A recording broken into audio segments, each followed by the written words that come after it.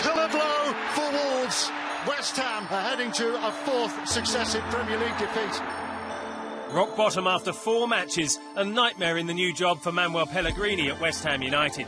The Chilean's one of only 5 newly appointed managers to lose the first 4 games of a Premier League season, and only Steve McClaren turned things around. They haven't quite got the balance and the rhythm of a team that looks like they're going to find their feet. So for me, it's a worry. Even though they've spent big and they've obviously recruited a new manager, I think it's going to take a little bit of time to find the best balance in the team.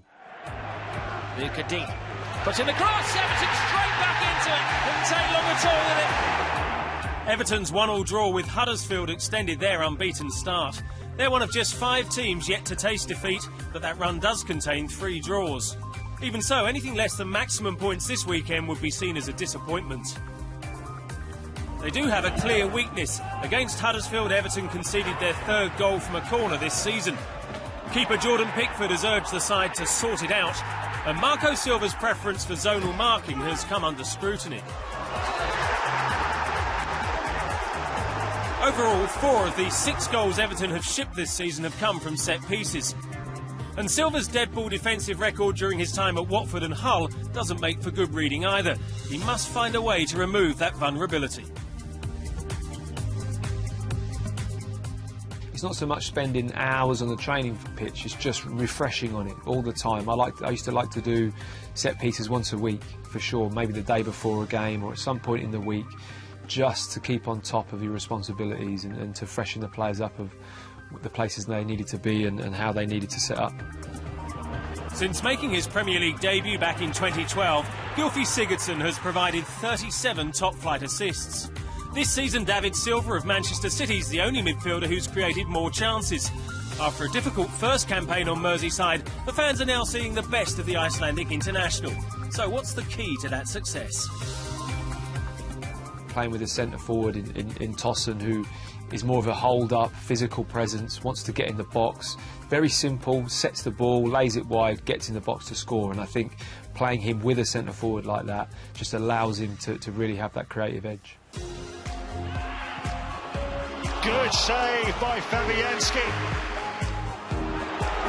Excellent stop by Lucas Fabianski.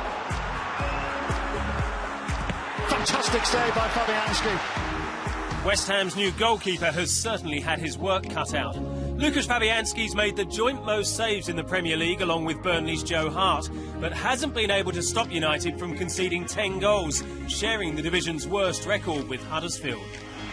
At the other end of the pitch, West Ham have only scored twice, and one of those was a penalty.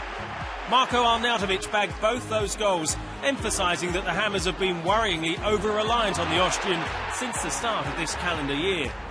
In 2018, Arnautovic has been directly involved in 14 league goals, more than twice as many as any of his teammates have scored or set up in that time.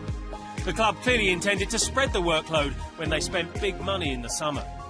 I think they've tried to take that responsibility away from him a little bit, the signing of Anderson. And I think Snodgrass has been back in and featured quite heavily. He can be quite creative at times. And it's just, allowing Arnautovic to produce those moments, but not rely so heavily on him. Pellegrini won't care who scores at Everton if he finally gets a point or 3.